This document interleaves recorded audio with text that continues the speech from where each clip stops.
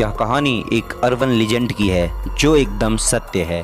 तो मैं आपको बताने जा रहा हूँ कुचिसाके ओना के बारे में। अगर आप हॉरर स्टोरी में इंटरेस्टेड रहते हो तो आपने कुचिसाके ओना के बारे में तो सुना ही होगा। तो बात है 1970 से 1980 का समय था, जब जापान एक तरफ विकास की ओर तेज़ी से बढ़ रहा था, प्रगति की ओर बढ़ रहा था, और वहीं दूसरी ओर जापान का कुछ भाग दहशत में और खौफ के साए में जी रहा था। डर एक चीज़ का जो है या नहीं कहना मुश्किल है। डर एक ऐसी खूबसूरत बला का जो दिखने में तो बहुत सुंदर थी, लेकिन उसके द्वारा दिए गए मौत बहुत खौफनाक हुआ करती थी। डर एक आत्मा का जो जापान की गलियों में अपने सवालों का जवाब तलाश रही थी। डर उसका जिसका नाम सुनकर जापान का बच्चा बच्चा कांप उठता था। कुचिसाके ओना। जापान में सुनसान रास्तों पर कुचिसाके ओना चेहरे पर सर्जिकल मास्क पहने ज़्यादातर बच्चों को अपना शिकार बनाती थी। उसका चेहरा एक मास्क से ढका रहता था और वह बच्चों के पास आकर उनसे पूछती थी कि क्या मैं सुंदर दिखाई देती हूँ। सुनने में यह सवाल एक मामूली सा सवाल लगता है, लेकिन इस सवाल का जवाब शायद मुश्किल हो सकता है, क्योंकि इस सवाल का जवाब आपकी जान ले भी सकता है और बचा भी सकता है। लेकिन प्रॉब्लम यह है कि इस सवाल का कोई भी सही जवाब नहीं, क्योंकि जब कोई इस सवाल का जवाब ना में देता था तो कुचिसाके ओना उस पर कैंची से वार कर देती थी और उसे वहीं पे मार देती थी। और अगर जवाब हाँ में दिया तो अपना सर्जिकल मास्क उतार देती थी और अपना बेहद डरावना सा जख्मी चेहरा दिखा देती थी। उसका चेहरा दो हिस्सों में बटा था, मानो उसके चेहरे को किसी ने पूरी तरह से चीर दिया हो। मास्क उतारने के बाद फिर से वह अपना वही सवाल दोहराती थी कि क्या मैं अब भी सुंदर दिखाई देती हूँ। कुचिसाके ओना का डरावना चेहरा देखने के बाद अगर कोई उसके सवाल का जवाब ना में देता तो फिर वह उसे मार देती, और अगर जवाब हाँ में देता तो कुचिसाके अपने कैंची से उसका दोनों गालों को बीच में इसी तरह से निशान बना देती जिस तरह से उसके बीच में रहता। तो इससे हो सकता है कि उस शख्स की मौत भी हो जाए, और अगर बच जाए तो कुछ दिन के अंदर में वो मर ही जाएगा। जापान में 1970 के पूरे दशक में इस खौफनाक बला की दहशत थी।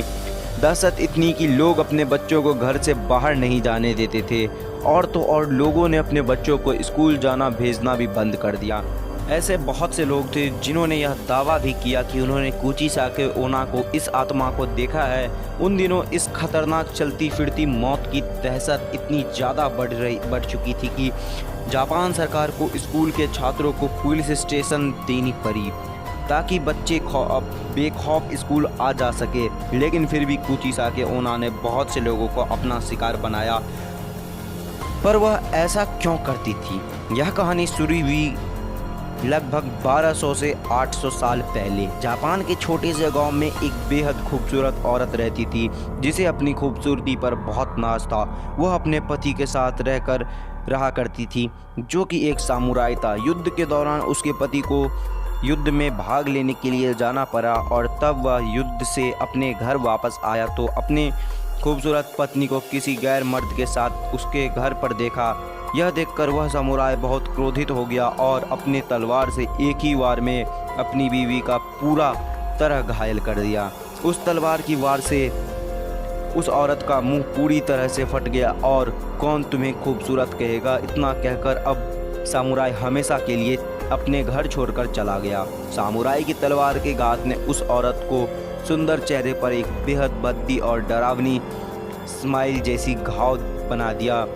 जब उस औरत ने अपने चेहरे का यह हाल देखा तो उसे यह महसूस हुआ कि जिस खूबसूरती पर उसे नाज था वह चेहरा तो अब बेहद डरावनी दिखाई देती है। वह यह सदमा बर्दाश्त नहीं कर सकी, क्योंकि उसे अब अपना चेहरा काफ़ी ज़्यादा भद्दा दिख रहा था और काफ़ी ज़्यादा डरावना दिख रहा था। ना कोई उसके पास आता, ना कोई उससे मिलता, और ना ही कोई उससे बात करना चाहता था, क्योंकि लोगों को उसका मुंह देखकर ही डर लगता था। वह यह सदमा बर्दाश्त नहीं कर पाई और उसने अपने घर में रखी कैंची से अपनी जान ले ली। वह खूबसूरत औरत मर गई और सबको लगा कि कहानी ख़त्म हो गई, लेकिन यहाँ से कहानी शुरू हुई थी। जैसे ही वह मर गई उसके 800 साल बाद वह फिर से जाग गई और बन गई एक खौफनाक रहस्य, जिसे आज हम कुचिसाके ओना के नाम से जानते हैं। आज भी जापान के कई लोगों का मानना है कि कुचिसाके ओना आज भी जापान के सुनसान गलियों में घूम रही है और अपने अलग अलग शिकार की तलाश में है। काफ़ी सारे लोगों ने इस ज़माने में भी कूची साके ओना को देखने का दावा किया है। जैसे कि अभी कुछ दिनों पहले यहाँ पे बोला गया था कि एक शख्स ने कूची साके ओना को देखा और उसका मौत भी हो गया है। तो माना जाता है कि आज भी जापान की गलियों में कूची साके ओना अपनी शिकार की तलाश में है। आपको यह कहानी कैसी लगी और आपको क्या लगता है कि यह कहानी सत्य है या नहीं, हमें कमेंट बॉक्स में ज़रूर से बताएं। और अगर पसंद आई हो तो इस वीडियो को आप लोग लाइक ज़रूर से कर दें और मिलते हैं आपसे इसकी नेक्स्ट वीडियो में। तब तक के लिए बाय बाय।